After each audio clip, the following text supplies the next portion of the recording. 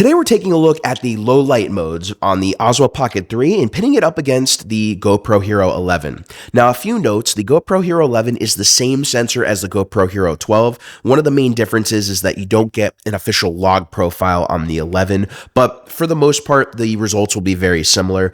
Also, we are shooting in the low light mode on the Osmo Pocket. So although you don't get access to 10-bit video anymore, you do have access to higher ISOs than you would in the normal video modes. It's also going to be colored in because we don't have access to D-Log-M at this point, but you do get really great results in this super low light scenario. Then obviously the Osmo Pocket 3 is on a gimbal, where the GoPro, we are using the built-in stabilization, and that will affect the image quality a little bit, but it also helps in certain situations as well. So what I want to do is I want to take a look at some of the footage I got when I went to Hollywood Studios. I actually went on the Star Wars Rise of the Resistance ride a few months ago, brought my GoPro Hero 11 and took some video through the ride. I was actually very surprised on how well the image quality turned out for how low light it was on that ride.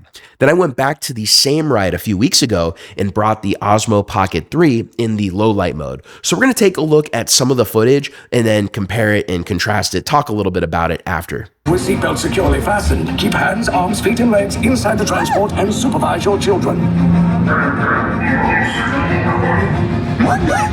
Tell them it's a prisoner transfer. Did it work? Good. Now get a move on. There's a clear path to the turbo lifts at the end of the hallway. Turn right. A probe droid. You're lucky it didn't spot you. Take those turbo lifts and stay out of trouble. Hey, you're not authorized. Wait, and those are the prisoners. We have a breach in detention block 3. Your cover is blown. Find an alternate route. Who made these two droids anyway? Detention block breach. Prisoner block C on level D. There they are. Fire!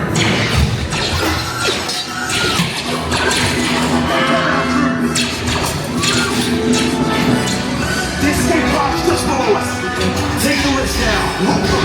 Hurry! No! I said down! This is the end of the colonization. Governor, this is the drop.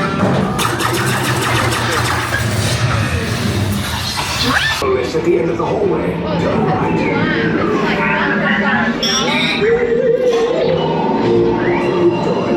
You're lucky I didn't spot you. Take those turbo lifts and stay out of trouble. Hey, you're not authorized. Wait, and those are the prisoners. We have a breach in detention block 3.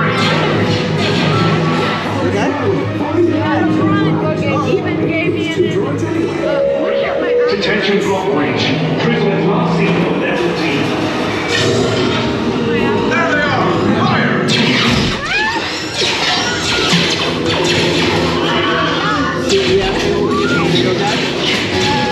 Escape box to smallest. Take those down. Hurry!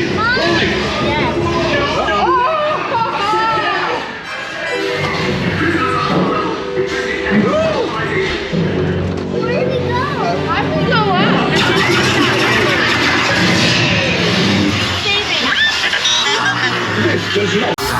This does not look good. Try to find another way down to the escape pods.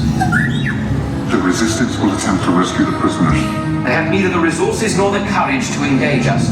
You underestimate their conviction. Raise the shields! Shields? I see no evidence. Now! Sound the alarm. All personnel to their stations. Sir, the prisoners have escaped. How brave, but ultimately hopeless. There's nowhere to run.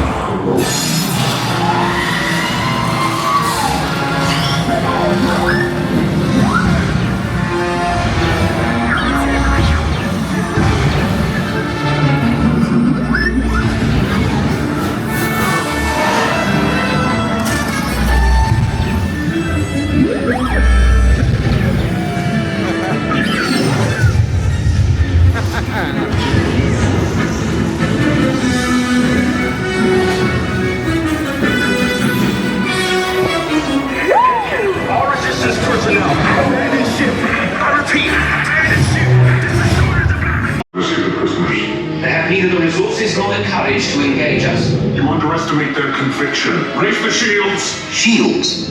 I see no evidence. Now! Sound the alarm! All personnel to their stations!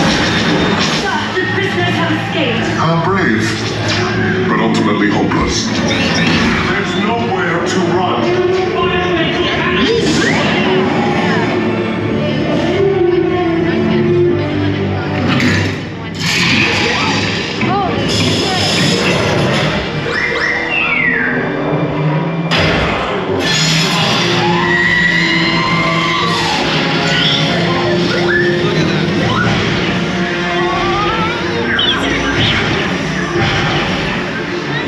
Be careful. Look at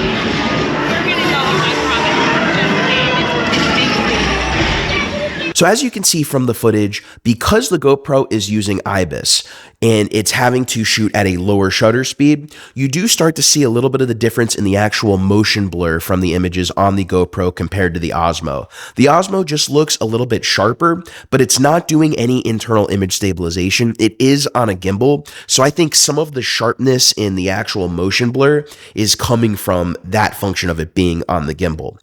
Now, the Osmo Pocket 3, the footage is a little bit sharper. I think the blacks are a little bit cleaner overall, but it's interesting to see that this is a camera on a gimbal and the GoPro was just handheld in my hand and it didn't look too bad. There's only a few situations where you could really tell that the Osmo looked a lot better, but the GoPro isn't claiming to be a low light camera. So pitting up the GoPro against the Osmo, it's interesting to see these results. Now, aside from the low light mode, the mics are obviously clearly much better on the Osmo Pocket 3. However, the Osmo Pocket is not really an action camera where the GoPro is, so I can understand that as the GoPro is waterproof and the Osmo isn't. So there's probably something to do with that, why the microphones are a little bit better. But overall, I'm very happy with the low light mode on the Osmo Pocket 3. And if I was shooting in the normal colored in profile, I have this one clip here before the ride actually stopped working where you can kind of see what this ride would have looked like in the log mode. And you could see it's just a little bit cleaner in the low light mode. Although in some situations, it's actually not quite as sharp as it could be if filming in the normal 10-bit mode. Also, not nearly as much dynamic range, but again, cleaner blacks. The overall Osmo Pocket 3 image is just really clean. It is cleaner than the GoPro image. So I think the Osmo Pocket 3 is pretty much the clear winner in this test. But again, the GoPro is doing a lot that the Osmo Pocket isn't. The Osmo Pocket is a 1-inch sensor. It's on a gimbal, where the GoPro is a smaller sensor than that, and it's also not on a gimbal, where I think if you turn the IBIS off on the GoPro and you actually had it on a gimbal, you'd actually get even better results from the GoPro, a lot closer to what you'd see on the Osmo. But the key thing is here, at that point, you'd have to bring a gimbal with you for the GoPro, where the Osmo has the gimbal built in. So it kind of makes sense where you'd want to use the Osmo Pocket for certain situations, especially when it comes to low light, but then you'd want to use the GoPro for other situations, like if you needed to bring it to a beach or you needed to use it for action sports, where it may be in a lot rougher terrain where you don't want the little gimbal camera to be necessarily susceptible to breaking. The GoPro would make a lot more sense in those situations. Using both cameras a decent amount, it kind of makes sense that having an action camera to complement the Osmo Pocket makes sense, whether it's a GoPro or one of DJI's action cameras.